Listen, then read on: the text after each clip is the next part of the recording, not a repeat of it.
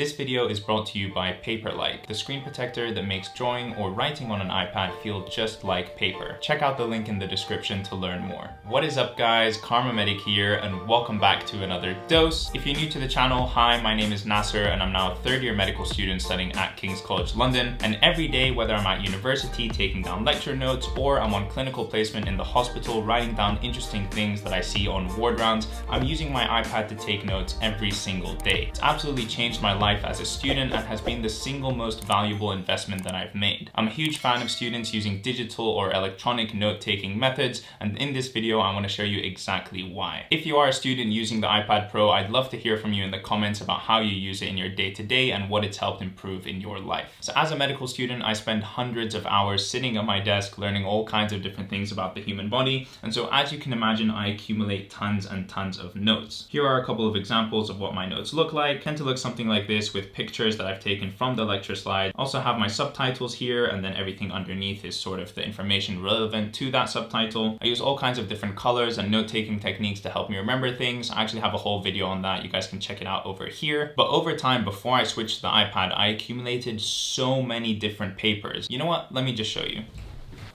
These are all the notes that I wrote during my university years at the University of Toronto. So this is my first year of medical school. And then these are all the notes that I wrote when studying for the MCAT. Hundreds and hundreds of pages of handwritten notes. These three big and heavy folders, which you really can't take anywhere with you. The iPad can fit probably 20 times as much information as this, all in one tiny thin electronic device. As much as I am neat and organized and I do everything in a very specific way, it's still difficult to go back through these paper notes and find anything that I need. And that's another thing that the iPad is amazing for. You can literally just Control F your whole iPad. You can find any word that you've written from any piece of notes anywhere. Let's say somewhere in these notes I want to find where I talked about bronchoconstriction. So I can go here and I can search bronchoconstriction. And even though my handwriting is absolutely horrible, over here I found there, bronchoconstriction. Where am I going to find bronchoconstriction in all of these papers and handwritten notes? That part of using an iPad honestly cannot be understated for university students. Anyways, let's put this away. It's taking up too much space.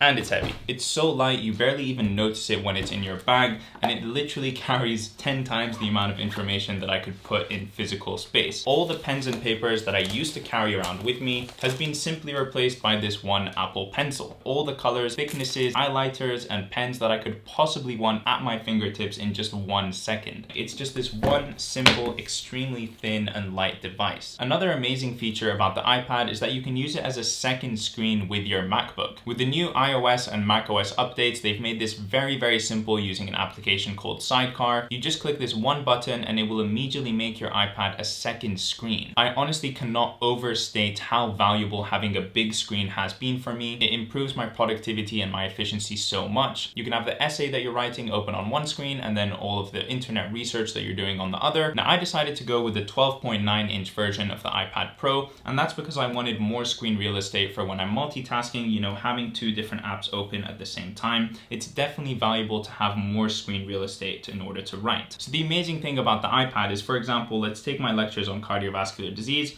Let's go to lecture 01. So this over here is the equivalent of one piece of paper. And especially if you hold this in portrait mode, you can see that this is the exact size of an A4 piece of paper, which made the transition for me from writing on paper to going fully digital in my life so much easier, and it felt so much more natural. Something else that really helped with that natural transition was the Paperlike screen protector. Besides actually protecting my screen from any scratches or fingerprints and things like that, it actually feels like you're writing on paper, which is just huge. And that's made my transition to digital note-taking just so much more smooth, feels so much more natural, and it's as if nothing has changed. I've just gained all of the upside that comes along with having an iPad. It feels familiar, it feels easy, and it eliminates that feeling of you writing on a slippery slab of glass. And that's honestly made my experience of taking notes on an iPad so much better. I'm really, really enjoying it. If you guys want to learn more about the Paperlike screen protector, you can check out the links in the description down below. If you're actually using an Apple Pencil and the iPad in order to take your notes as opposed to typing on a laptop, then you're actually using your brain every single time that you write down a word. I know that when I was in lectures at the University of Toronto with my old laptop, I would literally just sit there, almost be falling asleep and just typing away whatever it is that I was listening to, whatever the professor was saying. I did manage to get down all the material that the professor was saying, but the downside was I was basically learning explain nothing. Now that I actually have to write out anything that I think is important, I actually have to use my brain to convert whatever the professor is saying into a nice, concise, and easy thing for me to write down, and something that I can actually remember. And another thing that I really appreciate about the iPad is that in the future, if you ever want to add in new information or you want to delete something that's old,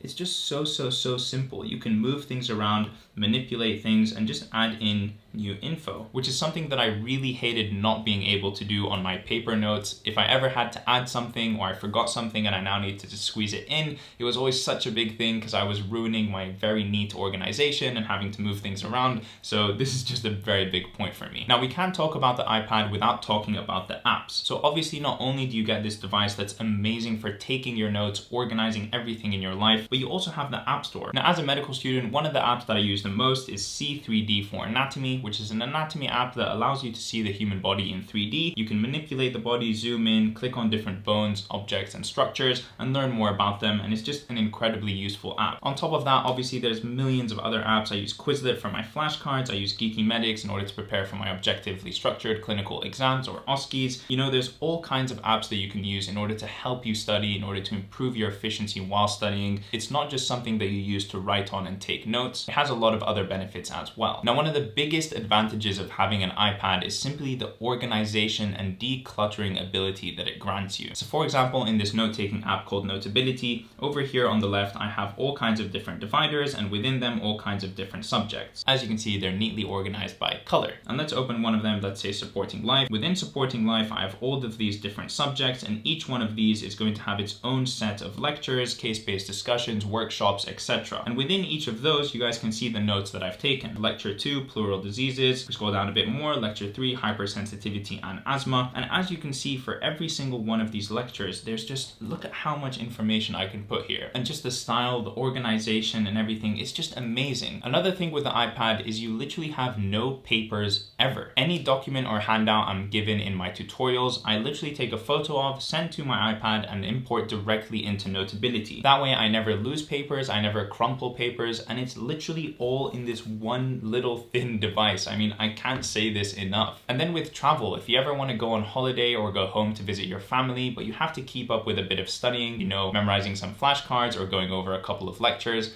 literally all you have to take with you is this. Before, when I used to travel home to see my family over the Christmas breaks, I would literally take 2 or 3 of these and revise from them. Even though I'm such an organized person, and trust me, I keep everything filed very well, this is still much less organized than my iPad. And this is much more difficult to look through and find the information that I really want. So it's also just amazing for travel. Another amazing thing about the iPad is that I know that I will never, ever lose my work. The note-taking app that I use, Notability, which you can watch an entire video on over here, I have on my iPad, on my MacBook, and on my iPhone. All of my notes will forever be stored online. I will literally never ever lose them. And if I want to access my notes anywhere in the world on any device, I can simply do that through OneDrive. So not only are all of my notes in one little thin device, but I can literally take them with me anywhere that I want, and I can access them from anywhere that I want. Back in the University of Toronto, 2 weeks before my final exam in 3rd year, I realized that I had lost one of these little paper bundles that I had made over the course of that year. And it was honestly so devastating. Those notes were gone forever, and I had to literally relearn and restudy so much material because I couldn't go over it quickly using my notes. It was a horrible experience, and to know that that will never ever happen with something like my iPad is just very reassuring. And the last thing that I want to say is that the base model of these iPads, the 64GB Wi-Fi version, is honestly enough in my opinion. You don't need data everywhere you go. Wi-Fi is pretty much everywhere, and you can almost always connect to it as a student. And then if you use your iPad mostly for studying, you know, you're not downloading Netflix movies or shows or anything like that, then 64GB is honestly probably going to be enough. And alright guys, I think that pretty much wraps up this video. I hope you've gotten a better idea of how it is that I use my iPad at school and why it is such an important purchase for me and how it's helped me improve my life as a student. If you enjoyed this video, don't forget to leave a like on it and leave me a comment down below as well, letting me know what you thought. Subscribe to see more content like this from me in the future, and I will see you in the next one. Peace!